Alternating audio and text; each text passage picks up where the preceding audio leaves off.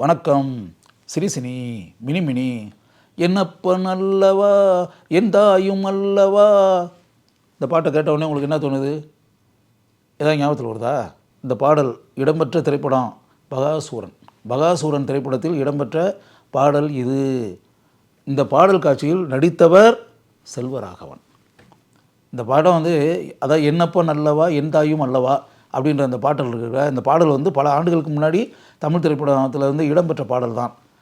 எத்தனையோ ஆண்டுகளுக்கு முன்னாடி பாபநாசன் சிவன் எழுதிய பாடல் இது. இந்த பாடலை மீண்டும் இந்த திரைப்படத்தில் இடம்பெற செய்து மோகன்ஜி இயக்குனர் பகாசூரன் திரைப்படத்தில் இந்த பாடல் காட்சியில் அருமையாக ஆன்மீக உடையணிந்து அப்படியே அந்த பாடல் காட்சி நீங்கள் அந்த படமாக்கலைன்னா கூட அந்த பாடல் காட்சி அனைமே நீங்கள் பார்த்துருப்பீங்க, யூடியூப்லேயோ எங்கேயாவது பார்த்துருப்பீங்க. பார்க்காம இருந்தீங்கன்னா இப்போ பாருங்கள். செல்வராகவன் உங்களுக்கு இயக்குனராக தானே செல்வராகவன் அப்படியே பேர் புகழ் வாங்கி அருமையான இயக்குனர். தனுஷனுடைய வாழ்க்கையில் அப்படியே விளக்கை ஏற்றி வைத்த மாபெரும் மனிதர் அப்படின்ற மாதிரி அப்படியே உங்களுக்கு நினச்சிட்ருக்கீங்க. துள்ளுவதோ இளமை திரைப்படத்தில் அதில் கஸ்தூர்ராஜா பேர் டைரக்டர் அப்படின்னு வந்தால் கூட கஸ்தூர்ராஜாவே குமுதத்தில் ஆர்டிக்கல் எழுதும்போது கஸ்தூர்ராஜாவே சொல்லிட்டார். அந்த படத்தை டைரக்ஷன் சொல்லி என் பேர் வந்திருந்தால் கூட அந்த படத்தை ஆக்சுவலாக இயக்கியவர் என் பையன் செல்வராகவன் தான். அது படமாக்கும் போதே நமக்கே தெரிஞ்சில்ல. நானே கூட பல இடங்களில் நானே எழுதியிருக்கேன், நானே பேசியிருக்கேன். அந்த படம் கஸ்தூர்ராஜா பேர் வந்தால் கூட அந்த படத்தை இயக்கியவர் செல்வராகவன் தான் என்பதை அந்த படத்தினுடைய ஒவ்வொரு காட்சியை பார்க்கும்போதும் நமக்கு தெரிகிறது அப்படின்னு சொல்லி நானே பல இடங்களில் பேசியிருக்கேன். அதனால் அதை கஸ்தூரிராஜாவே அவரே சொல்லியிருக்காரு. துள்ளுவத இளமை படத்தை இயக்கியது என் பேர் இருந்தால் கூட அந்த திரைப்படத்தை இயக்கியவர் என் மகன், என் மூத்த மகன் செல்வராகவன் தான் அப்படின்றத சொல்லுவார். ஒரு காதல் கொண்டேன் திரைப்படத்தை எந்த அளவுக்கு தனுஷை வைத்து மிகப்பெரிய வெற்றி படமாக இயக்கினார் செல்வராகவன் அப்படின்றதான். புதுப்பேட்டை திரைப்படம் எப்படிப்பட்ட வெற்றி பெற்ற ஒரு திரைப்படம், அருமையான திரைப்படம் இல்லையா? அது மாதிரி இப்போ செல்வராகவனை பற்றி அப்படி நம்ம சொல்லிட்டு 7G ரெயின்போ காலனி அந்த திரைப்படத்தை எந்த அளவுக்கு அப்படியே உயிரோட்டமுள்ள அருமையான காதல் கதையாக செல்வராகவன் இயக்கி இருந்தார் அப்படின்றதான் பார்த்துக்கலாம். அப்போ செல்வராகவனுக்கு இயக்குனர்ன்ற முறையில் செல்வராகவனை நிச்சயமாக தமிழ் திரைப்பட உலகில் மாறுபட்ட ரசனை கொண்ட திறமை வாய்ந்த இயக்குநர்களில் செல்வராகவனும் ஒருவர் அப்படின்றதான் உண்மை. அது தமிழ் திரைப்பட உலகில் 10 சிறந்த திரைப்பட இயக்குநர்கள், இந்த 10-15 ஆண்டுகளுக்குள்ளே வந்த இயக்குநர்களில் சிறந்த திரைப்பட இயக்குநர்கள் 10 பேர் அப்படின்ற மாதிரி ஒரு லிஸ்ட்டு நீங்கள் பட்டியல் போட்டீர்கள் என்றால் அதில் செல்வராகவனுடைய பேர் நிச்சயமாக இடம்பெறும். காரணம் என்னென்னா, ஆரம்பத்துலேருந்து அவர் எடுத்துக்கிட்ட துளுவத இளமையிலேருந்து அவர் எடுத்துக்கிட்ட மாறுபட்ட கதை கருக்கள், இந்த மாறுபட்ட கதை கருக்களை எடுத்துக்கிட்டு செல்வராகவனுடைய ஆழமான முத்திரை அப்படின்றது இல்லையா, அது டெஃபினட்டாக படம் ஃபுல்லாகவே இருக்கக்கூடிய விதத்தில் அந்த படங்களுடைய காட்சிகளை அமைத்து இப்போ தனுஷ்ன்ற ஒரு மிகச்சிறந்த நடிகரை உருவாக்கி அப்படின்னுல. இன்றைக்கி தனுஷ் மிகப்பெரிய நடிகராக இருக்கலாம், திறமை வாய்ந்த நடிகராக இருக்கலாம், மக்கள் மத்தியில் பாராட்டையும் புகழையும் பெற்ற முன்னணி நட்சத்திரமாக இருக்கலாம். ஆனால் இந்த தனுஷை உருவாக்கிய சிற்பி அப்படின்னுல, தனுஷை உருவாக்கிய சிற்பி யார்? செல்வராகவன். செல்வராகவன் தான் தனுஷை அப்படியே அணுவாக உருவாக்கி ஒரு மிகச்சிறந்த நடிகராக தனுஷை செல்வராகவன் உருவாக்கி இருக்கிறார். இன்று தமிழ் பட உலகம் அவரை பயன்படுத்தி கொண்டிருக்கிறது அப்படின்றதான் உண்மை. அப்போ இதையெல்லாம் தாண்டி இப்போ செல்வராகவனுடன் அவருக்குள் இருக்கக்கூடிய நடிப்பு ஆற்றல், இப்போ நடிப்பு ஆற்றல்னால் இப்போ படத்தில் நடிக்கக்கூடிய நடிகர்களுக்கு இப்போ பாரதி ராஜாலாம் படத்தில் இருக்கக்கூடிய அவர் படத்தில் நடக்கக்கூடிய நடிகர்களுக்கு கதாநாயகி எல்லாருக்குமே பாரதி ராஜாவே நடிச்சு காமிக்கிறார்ல. அவர் எப்படி வசனம் பேசணும், எப்படி நடக்கணும், எப்படி பேசணும், அவர் ஃபேஸில் எப்படி எக்ஸ்ப்ரெஷன் வரணும் அப்படின்லாம் பாரதி ராஜாவே நடிச்சு காமிக்கிறார்ல. பொதுவாக டைரக்டர்கள் எல்லாமே நடிகர்களுக்கு போய் நடித்து காமிப்பாங்க. அப்போ கிட்டத்தட்ட அவங்க நடித்து காமிக்கும் போதே அவங்க ஒரு நடிகர்களாகத்தானே இருக்காங்க. இப்போ செல்வராகவன் தனுஷை இப்படி உருவாக்கி அப்படின்னு வரும்போது தனுஷுன்ற ஒரு நடிகனை உருவாக்கியவர் செல்வராகவன் அப்படிங்கும்போது அப்போ அந்த கதாபாத்திரத்துக்கு உயிர் கொடுத்து அந்த கதாபாத்திரம் எப்படி இருக்கணும் அப்படின்றத மனசுக்குள்ளே நினச்சி அதை நடித்து செல்வராகவன் காட்டியதால் தான் அதை பார்த்து நடித்து தனுஷ் நல்ல பெயரையும் புகழையும் பெற்றார் அப்படின்றதான் உண்மை. அப்போ அந்த கதாபாத்திரத்துக்கு நடித்து காமிச்சது யார்? செல்வராகவன் தானே. அப்போ செல்வராகவன்கிட்ட ஒரு இயக்குனருக்குள் ஒரு நடிகன் மறைந்திருக்கிறான் அப்படின்றதான் உண்மை. அது அப்போ என்னென்னா அதில் பர்டிகுலராக இப்போ சாணி காகிதம் படத்தில் செல்வராகவன் அதில் நடிச்சிருந்தார். அதில் அவர் நடிப்புக்கு நல்ல பேர் புகழ் கிடைத்தது அப்படின்றது ஒரு பக்கம் இருந்தால் கூட பகாசூரன் திரைப்படம் இருக்கு இல்லையா, அந்த பகாசூரன் திரைப்படம் பார்க்கும்போதே எனக்கு இயக்குனராக இருந்த செல்வராகவனை எந்த அளவிற்கு நான் புகழ்ந்திருக்கிறேனோ பாராட்டி இருக்கிறேனோ என்னுடைய மனதை அவருடைய அந்த இயக்கும் திறமை அப்படின்ற ஒரு விஷயம் இருக்குல்ல, அதன் பக்கம் செலுத்தி இருக்கணும். அதே போல் அவர் இந்த பகாசுரன் கதாபாத்திரத்தில், அந்த பகாசுரன் திரைப்படத்தில் வரக்கூடிய பீமராசு அப்படின்ற அந்த கதாபாத்திரம் இருக்குல்ல, அது சும்மா சாதாரண கதாபாத்திரம் இல்லை.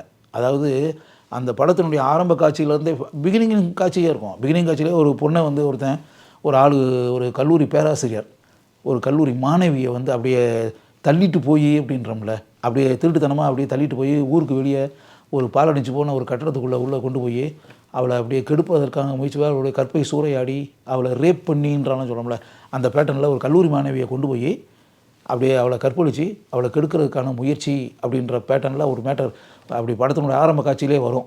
அப்படி அந்த கெடுக்க முயற்சி செய்து அப்படின்றதுல அந்த சம்பவம் நடக்கும்போது அப்படியே ஒரு கேரக்டர் ஒரு கதாபாத்திரம் அப்படியே மெதுவாக சாதாரணமாக நடந்து எந்த விதமான ஆர்ப்பாட்டமும் இல்லாமல் அவனை அந்த கல்லூரி பேராசிரியரை தீர்த்து கட்டும். ரொம்ப சர்வசாதாரணமாக படத்தினுடைய கிளைமேக்ஸ் வேறு. இதேமாரி பல சம்பவங்கள் நடக்கும், பல கொலைகள் நடக்கும். அந்த கொலைகள் எல்லாமே சாதாரணமாக நடக்கும். அப்படியே இப்போ ரீரிகார்டிங்கெல்லாம் திரையரங்கு அதிர அப்படின்றலாம் அப்படியே மேலே பாஞ்சி அதெல்லாம் ஒன்றும் கிடையாது. சிம்பிளி வாக்கிங் அண்ட் கில்லிங் அப்படின்னு. இந்த வாக்கிங் அண்ட் கில்லிங் இருக்குல்ல, இந்த மேட்ரை செய்கிறவர் தான் செல்வராகவன். படத்தில் பீமராசு கதாபாத்திரத்தில் வரக்கூடிய செல்வராகவன். நீங்கள் படத்தில் அசந்துருவீங்க. அதை என்னையா அது இப்படியெல்லாம் ஒரு கதாபாத்திரத்தை, அந்த மோகன்ஜியை உண்மையாகவே நான் பாராட்டுறேன். இப்படி கூட ஒரு கதாபாத்திரத்தை வைக்க முடியுமா? அது கிட்டத்தட்ட பார்த்திங்கன்னா இந்த நாட்டுப்புற கலைகள் அப்படின்றதுல நாட்டுப்புற கலைஞர்களை கலைகள் தெரிந்த நாட்டுப்புற கலைஞன் கதாபாத்திரம் அந்த பீமராசு. அவர் நம்ம ஃபோக்லோர் அப்படின்ற நாட்டுப்புற இயல் அதில் இருக்கக்கூடியதையும் நம்முடைய பண்டைய இலக்கியங்களில் இருக்கக்கூடியதும் நம்ம புராணங்களில் வரக்கூடிய கதாபாத்திரங்களையும் எடுத்துக்கிட்டு அந்த கதாபாத்திரங்களை கிராம பகுதிகளில் நாடகங்களாக நடத்தி, இப்போ நாடகங்கள் போய் கிராம பகுதியில் நாடகங்கள் நடத்துகிறாங்க இல்லையா, அந்த நாடகங்களாக நடத்தும் போது இவர் ஒரு நாடக நடிகர். அந்த நாடக நடிகராக இருக்கக்கூடிய பீமராசு அவர் பீமன் கதாபாத்திரத்தில் நடிப்பதால் அவருக்கு பீமராசுன்ற பேர். அது அப்படி போகக்கூடிய அவர் ஒவ்வொரு இடங்கள்லேயும் ஒரு நாடகங்களில் கதாபாத்திரங்களை நம்முடைய கலாச்சார பண்பாடு கொண்ட பண்டை கதாபாத்திரங்களில் புராணங்களில் வரக்கூடிய கதாபாத்திரங்களுக்கு கிராம பகுதிகளில் மக்களுடைய வாழ்க்கையில் பங்கு பெற்றிருக்கக்கூடிய கதாபாத்திரங்களுக்கு உயிர் தந்து இப்படிப்பட்ட இது பண்ணி பீமராசுக்குன்னு அந்த பகுதியில் ஒரு நல்ல பேர் புகழ் இருக்குது. அப்படிப்பட்ட ஒரு மனிதர் படத்தில் வரக்கூடிய பல கொலைகளை செய்கிறார், ஆர்ப்பாட்டம் இல்லாமல், எந்த விதமும் ஆரவாரமும் இல்லாமல். அவர் அந்த நாடகங்களில் அந்த கதாபாத்திரத்துக்கு நடிக்கிறது, உயிர் கொடுக்கறது இதெல்லாம் சரிதான். அதுக்கு பிறகு அதற்கு பின்னாடி அந்த நாடகங்கள் நடித்த நேரம் போக இந்த கொலைகளை எல்லாம் ஏன் செய்கிறார், எதற்கு செய்கிறார், அதுக்கான காரணங்கள் என்ன? One matter. அதில் கொஞ்சம் கூட, அதாவது ஒரு கழுத்தை திருகி ஒருத்தனை கொன்று அப்படின்ட்டுருக்குல்ல, அதை சர்வசாதாரணமாக பண்ணிவிட்டு எதுவுமே நடக்காதது மாதிரி அப்படியே ஒரு தூசி மாதிரி நினச்சி சாதாரணமாக செயல்படுறதுக்குன்னா சும்மா சாதாரண மேட்ரு கிடையாது. எனக்கு தெரிஞ்சு செல்வராகவனை தவிர அந்த கதாபாத்திரத்துக்கு, பீமராசு கதாபாத்திரத்துக்கு வேறு யாரை போட்டாலும் பொருத்தமாகவே இருந்திருக்காது என்பதை என்னால் உறுதியாக கூற முடியும். வேறு யாரை போட்டாலும் சினிமாத்தனமான நடிப்பு இருந்திருக்கும், செயற்கைத்தனம் இருந்திருக்கும், இயல்பாக இருந்திருக்காது. இவர் ஆக்சுவல் லைஃப்லேயே இவர் அப்படியே ரொம்ப ஸ்பீடாக ஃபாஸ்ட்டாக ஓடி ஆடி குதிச்சு அப்படிப்பட்ட மனிதர் அல்ல செல்வராகவன். அவர் அப்படியே பேசிக்காக அவருடைய பாடி லாங்குவேஜ், அவர் பேசக்கூடிய முறை, அவர் நடக்கக்கூடிய முறை, அவர் செயல்படக்கூடிய முறை எல்லாமே ஒரு வித்தியாசமாக தான் இருக்கும். ஆக்சுவலாக என்ன சொல்லப்போனால் அந்த படங்களில் படத்துக்காக அவர் பண்ணலை, அவர் எப்படி இருக்கிறாரோ அப்படியே ஸ்க்ரீனில் வந்திருக்கார், அதுதான் உண்மை. அதனால் மோகன்ஜி இந்த கதாபாத்திரம் பீமராசு கதாபாத்திரத்தில் யாரை போடலாம் அப்படின்னு வரும்போதே மனசுக்குள்ளே அவர் நினச்சிருப்பார், இதுக்கு கரெக்டான ஆள்னா செல்வராகவன் தான் இதுக்கு கரெக்டாக இருக்கும் அப்படின்ற மாதிரி மனசுக்குள்ளே நினச்சிருப்பாருன்னு நினைக்கிறேன். உண்மையாகவே அவர் அப்படி நினச்சிருந்தாருன்னா நான் மோகன்ஜியை இயக்குனரை நான் மனந்திருந்து பாராட்டுறேன். உண்மையாகவே உங்கள் டேஸ்ட் உண்மையாகவே பாராட்டக்கூடிய ஒரு ரசனை அப்படின்ற மாதிரி நான் பாராட்டுறேன். இதை படம் ஃபுல்லாகவே அந்த பீமராசு கதாபாத்திரமாக அப்படியே நான் இந்த கதையிலெல்லாம் வரும் பொதுவாக வயிற்றை கிழிச்சி அப்படின்லாம் புராண கதை நாடகங்கள்லாம் வரும் இல்லையா, அதே மாதிரி ஒருத்தன் வயிற்றை கிழிச்சா இப்படி இருக்கும். ஏன்னா அவர் ஏற்கனவே நாடகத்தில் அது பண்ணவர் தானே, அதை உண்மையாகவே ஒருத்தன் வயிற்றை கிழிச்சா எப்படி இருக்கும், குடலெல்லாம் வெளியே எடுத்தால் எப்படி இருக்கும் யோசித்து பாருங்கள். இப்படிப்பட்ட கதாபாத்திரத்தில் நடிச்சிருக்காரு செல்வராகவன்.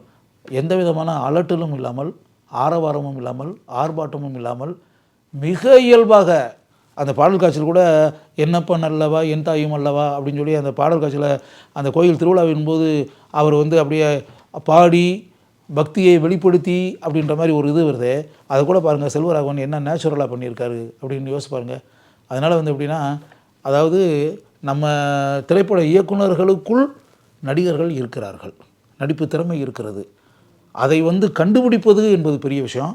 அதை வெளிப்படுத்தக்கூடிய வாய்ப்புகள் கிடைக்குது அப்படின்றது வேறு விஷயம். அந்த வாய்ப்புகளை முறையாக பயன்படுத்தி பலரும் பாராட்டக்கூடிய விதத்தில் ஆழமான முத்திரையை பதிப்பது அப்படின்றது ஒரு பெரிய விஷயம். அப்படிப்பட்ட அற்புத காரியத்தை செல்வராகவன் செய்திருக்கிறார். அதனால் என்னென்னா, அந்த திரைப்படத்தை நான் பார்க்கும்போதே, பகாசுரன் திரைப்படத்தை பார்க்கும்போதே நான் மனசுக்குள்ளே நினச்சது என்னென்னா, அதாவது அந்த படத்தை சாணி காகிதமாக இருக்கட்டும், பகாசுரனாக இருக்கட்டும், இந்த படங்கள்லாம் நீங்கள் பார்க்கும்போது மனசுக்குள்ளே நினைங்க, இப்படிப்பட்ட கதாபாத்திரங்கள்லாம் வரும்போது இதில் செல்வராகவனை போன்றவர்களை, இயக்குநர்களை இந்த கதாபாத்திரங்களுக்கு அமர்த்தி இந்த கதாபாத்திரங்களுக்கு உயிர் கொடுக்க நாம் விட்டோம் என்றால் அந்த கதாபாத்திரத்திற்கு கச்சிதமாக பொருந்தி 100% அந்த கதாபாத்திரமாகவே அவர்கள் மாறுவார்கள் அப்படின்றது தான் செல்வராகவன் நடிப்பின் மூலம் நான் தெரிந்து கொண்டது. அதனால் செல்வராகவன் என்ற இயக்குனருக்குள் ஒரு நடிகனுக்கு இருக்கக்கூடிய அபாரமான ஆற்றலும் திறமையும் மறைந்திருக்கின்றன, ஒளிந்திருக்கின்றன அப்படின்றதை நாம் தெரிந்து கொள்ள வேண்டும் என்பதற்காக இங்கு நான் இதை கூறுகிறேன்.